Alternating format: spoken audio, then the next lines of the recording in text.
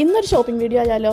എവിടെന്നോ തുടങ്ങി എവിടെയോ അവസാനിച്ചൊരു shopping video ആണ് കേട്ടോ. ഞങ്ങൾക്കൊരു കല്യാണമുണ്ട്. ഞാൻ നേരത്തെ ഒരു ഷോർട്സ് വീഡിയോയിൽ പറഞ്ഞിട്ടുണ്ട്, കാരണം അമ്മയുടെ മോളുടെ കല്യാണമാണ്. അതിനായിട്ടൊരു സൽവാർ തപ്പി ഇറങ്ങിയതാണ് കേട്ടോ. എല്ലാ പ്രാവശ്യവും ഞാൻ തന്നെ സ്റ്റിച്ച് ചെയ്ത് എൻ്റെ ഡിസൈൻസ് ചുരിദാറുകളൊക്കെ ഇടാറ്. ഈ പ്രാവശ്യം റെഡിമെയ്ഡ് എടുക്കാമെന്ന് വിചാരിച്ചു.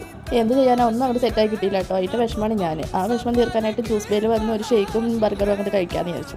ഒന്നും നടന്നില്ലെങ്കിലും ഇതെങ്കിലും നടക്കണ്ടേ. അവിടെ ഒരു കോംബോ ഓഫർ ഉണ്ടായി. അപ്പോൾ ഞാൻ കോംബോയാണോ അതോ സെപ്പറേറ്റ് ആയിട്ട് മേടിക്കണാണോ ലാഭം എന്ന് കേട്ടോ കൂട്ടി മേടിച്ച് നോക്കുന്നത്. ഞാൻ അവസാനം കോംബോയിനെ ഉറപ്പിച്ചു. ഇക്കാക്ക ഈ ഗ്രേപ്പ് സോഡയാണ് കേട്ടോ മേടിച്ചത്. നല്ല ടേസ്റ്റ് ആയിരുന്നു. ഈ വെയിലത്തുനിന്ന് വന്നിട്ട് അത് കുടിച്ചപ്പോൾ എന്തൊരു റിഫ്രഷ് ആയിരുന്നു എന്നറിയോ.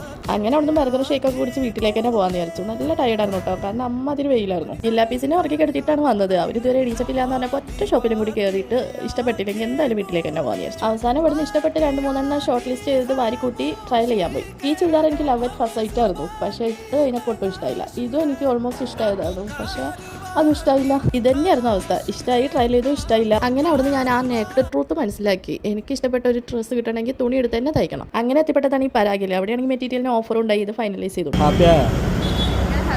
വരുന്ന വഴിക്ക് ഉമ്മാക്ക് ഒരു പർദ്ദ എടുത്തായിരുന്നു. അപ്പോൾ നമ്മുടെ സ്റ്റിച്ചിങ് വീഡിയോ ഇട്ട് ഉടനെ തന്നെ കാണാം കേട്ടോ. ഇപ്പോൾ കാണിച്ച റെഡിമെയ്ഡ്സിനേക്കാളൊക്കെ അടിപൊളിയായിട്ട് ഞാൻ സ്റ്റിച്ച് ചെയ്യണോണ്ടൊന്നും ഇല്ല കേട്ടോ. എനിക്ക് എന്തോ സാറ്റിസ്ഫാക്ഷൻ അങ്ങനെയാണ്.